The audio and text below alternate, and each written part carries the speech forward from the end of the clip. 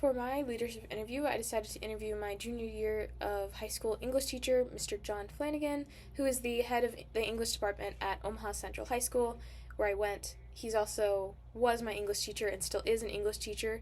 Um, and he is the sponsor of the All Rights Reserved Poetry Team / Club, which I was a part of for a couple years.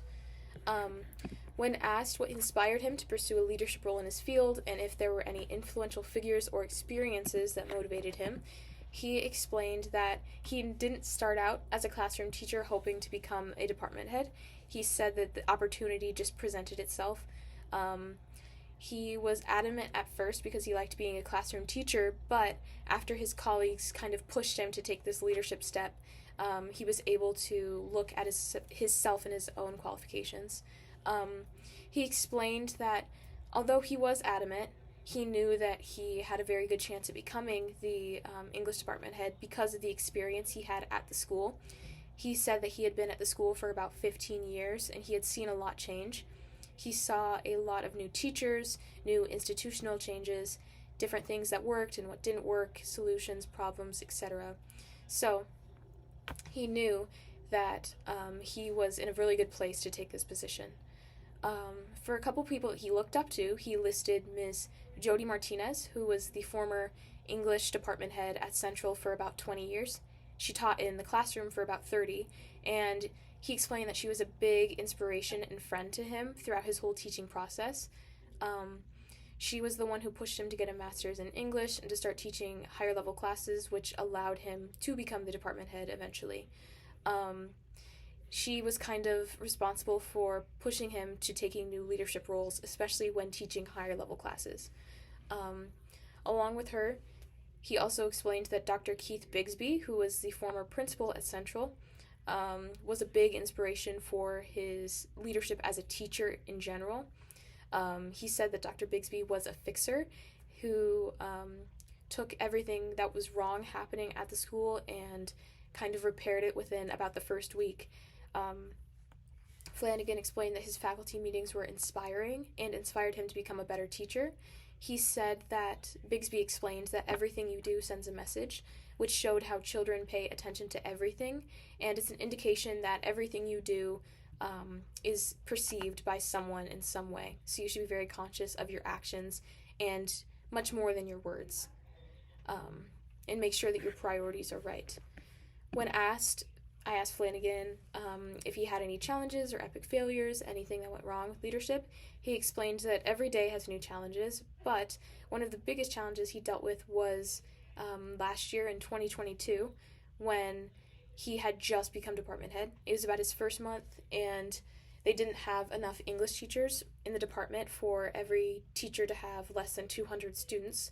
And because that was so difficult for the teachers and the students, he knew that he had to do something. Although the administration didn't normally alter schedules like that, he decided to go off on a whim and decide to make some drastic changes and mix around the schedule, and work a lot with other teachers to try and collaborate and figure out the best solution. In the end, he ended up creating a new English class with a student teacher who was bumped up to teacher over semester, which usually never happens.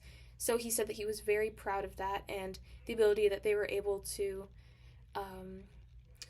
get less than 200 students in each teacher's class. So that was a really big challenge that he had to overcome through within his first semester as the department head. Therefore, he said that every day is a challenge, but not as big as that one. And he said that the way that he was able to move past it was because he had a sense of empathy and an emotional connection with the teachers. Not only was he the department head, he was also an in-person teacher at the time. He had his own classroom and his own 200-some students, so he knew the difficulties that came with teaching that many students and the difficulties the students were dealing with having that many people in a class. He knew that he couldn't write anyone off, and he needed to be one of them because he was. And he said that it's very important for a leader to still participate with the teachers or the other people that they're leading. It's very important for them to be down in the trenches with them, and it is necessary for a leader to be connected, or else it's hard to come up with problems that actually benefit the people that they're leading. So that leads into his leadership style, which he explained was very big on empathy. He imagines what everyone is going through, down to how they spend their free time on the weekends, how much time they spend with their family, how much work they're doing. And he said that being able to examine people's lives that in depth allows him to have that empathy and connection and relate it to his own life as a teacher, and that guides a lot of decisions that would normally not be guided with as much empathy. He also explained that he leads with a lot of hands-off leadership, a lot of trust for the professionals, and not acting until there's an actual problem. He also explained that humility is a big part of his leadership style, and he does not start with the assumption that others are worse. He said that he doesn't have a superiority complex or any sort of inferior feelings towards them or the people that he's leading. He also explained that he's good at identifying strengths and weaknesses in people and is able to adapt his leadership style based on the strengths of the people around him. When asked of his communication style, he explained that he does a lot of prioritizing, and a lot of the times he does not want to waste people's time, so he prioritizes a lot of different things that actually need discussion. He said that he goes from things that actually need discussion with the whole group to something that could be an email, to something that could be a memo or a one-on-one meeting or a specific people meeting. He said that it's just important to not take people's time for granted and to treat everybody with a lot of respect when it comes to the time that they have and being realistic about the time they have. He also explained that it's very important to be sincere and transparent with communication, and if he has to give someone bad news, he acknowledges its pain but gives reasons why. He said that it's important for him to give context and to know deep down and to let them know that he doesn't want anyone to suffer and that he's in with them. He's in it with them because he is a teacher and the decisions that he makes benefit him and backfire on him depending on the decisions that he makes. So he said that leading in communication with a lot of sincerity and letting people feel their feelings and not invalidating them is very important. He also said that he doesn't want to waste people's time and just to let them experience their emotions, as well as being vulnerable as a communicator and letting them know how he's truly feeling. When asked how he balances the needs of his team with his own personal goals or well-being, he talked a bit about his self-care. He said that it's very hard, his job, and he has a lot to do because not only is he a regular teacher, he's also the department head and he's an advisor for a club, so he does have to attend competitions and stay after school for different time commitments. But he said that he's gotten very good at establishing boundaries between school and home because the month before he became the department head, in July of 2022, his wife gave birth to their first daughter. So he was kind of pushed to establish physical boundaries because when he got home, he needed to devote his time to taking care of this child and being a good husband to his wife. So he said that he doesn't work unless he's in the building, even if that means that he gets there at 6 in the morning and leaves at 8 at night.